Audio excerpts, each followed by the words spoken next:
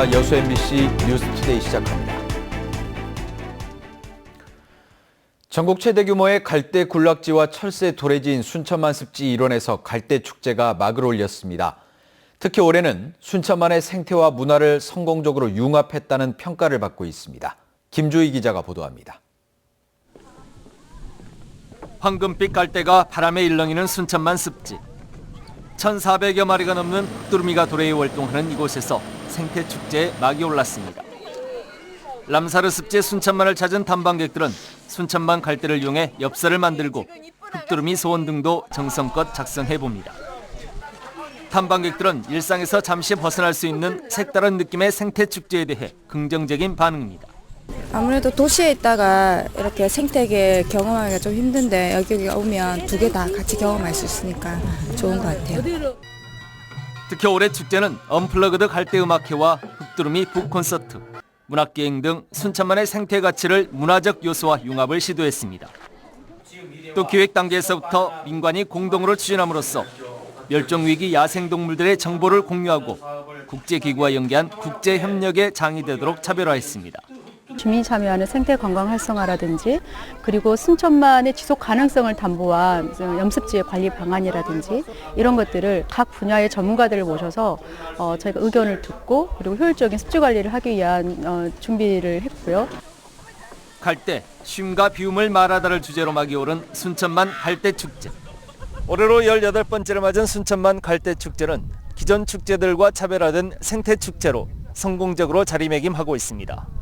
MBC 뉴스 김주희입니다. 해외 관광 선진지 취재를 통해 여수시의 비전과 과제를 짚어보는 기획보도. 그 마지막 시간으로 싱가포르와 인도네시아 발리가 던져주고 있는 메시지는 무엇인지 김종태 기자가 보도합니다. 싱가포르 센토사 섬은 싱가포르 본섬과 1km도 떨어져 있지 않습니다.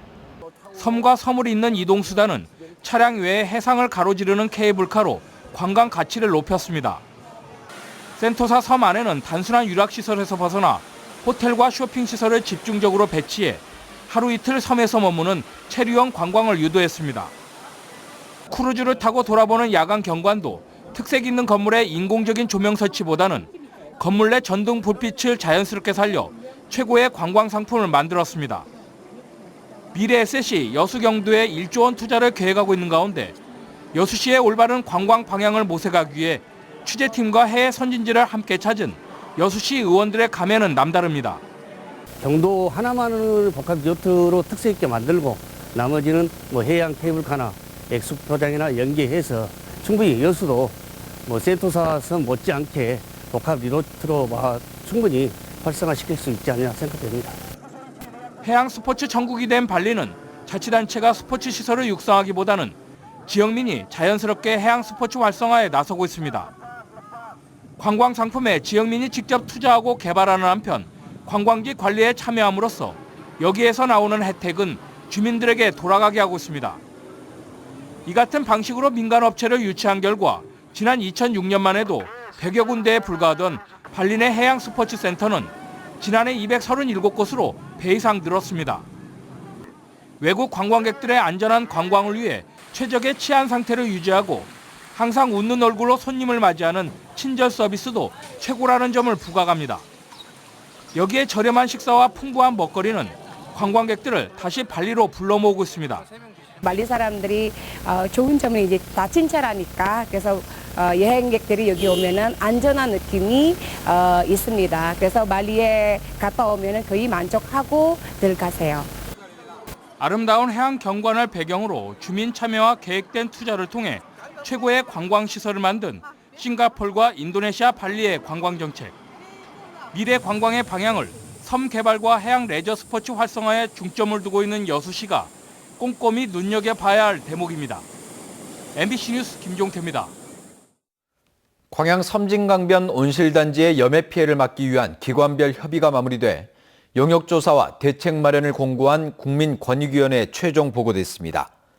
전라남도는 광양시 수자원공사와 협의를 거쳐 전라남도가 제방 차수벽을 설치하고 수자원공사가 저류지에 하루 5,000톤 규모의 하천수 공급 라인을 설치하는 것을 골자로 대책을 마련했습니다. 광양시는 이와 함께 자체적으로 제방 부분에 저류지를 설치하고 해당 지구에 대구역 정리 사업을 실시하는 계획을 권익위에 보고했다고 밝혔습니다. 여수 웅천 택지지구에 창고형 대형 할인마트가 들어설 것으로 보입니다. 여수시는 최근 이마트가 웅천동 택지개발지구 상업지구 1-3블럭에 지하 2층, 지상 6층 5만 5천여 제곱미터의 창고형 대형 할인마트 건립 신청서를 제출했다고 밝혔습니다. 여수시는 경관 건축심의를 개최하고 시민위원회를 통해 지역민들의 의견을 수렴한 뒤 문제가 없을 경우 건축을 허가할 계획입니다. 하지만 일부에서는 기존 이마트의 지역사회 공헌도가 매출액의 0.1%에도 미치지 못하는 상황에서 현지 법인화 없이 대형 할인마트만 늘어나는 것에 대해 곱지 않은 시선을 보내고 있습니다. 2017 완도 국제해조류 박람회가 이제 6달 앞으로 다가왔습니다. 내년 박람회는 국내 최초란 수식어가 달려 벌써부터 관심을 모으고 있습니다. 문현철 기자입니다. 인류의 미래 자원으로 떠오른 해조류의 무한한 발전 가능성을 보여줄 국제해조류 박람회가 내년 4월 완도에서 개막합니다. 3년 만에 열리는 국제박람회는 이전과 차별화된 모습으로 준비되고 있습니다. 가장 관심을 끌고 있는 것은 해상전시관. 폭 20m, 길이 70m의 대형 바지선 두 척을 바다 위에 띄우고 바지선 사이를 연결해 세계 전시관을 만들게 됩니다.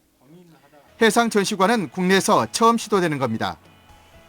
해상전시관 사이에 설치된 바다 신비관도 박람회 최대 볼거리로 주목됩니다. 역시 국내 최초의 입체 워터 스크린이 선보이는데 해조류의 신비를 360도 각도에서 감상할 수 있는 3D로 펼쳐집니다.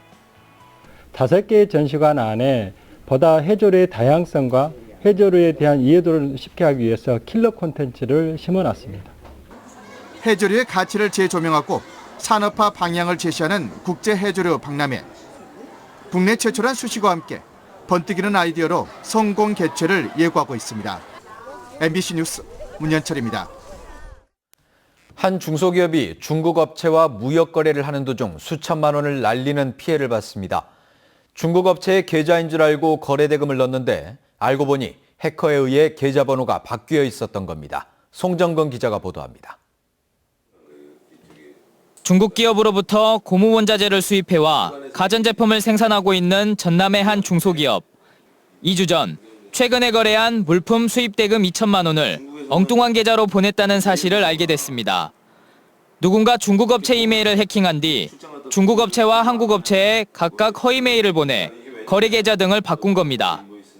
이게 이제 처음이라가지고 저도 좀 황당한데 오랫동안 거래를 하다 보니까 이게 이제 서로 믿고 하는 부분들이 있었거든요. 그러니까 너무 믿고만 기다렸던 거예요. 최근 비슷한 수법의 범행이 잇따르고 있습니다.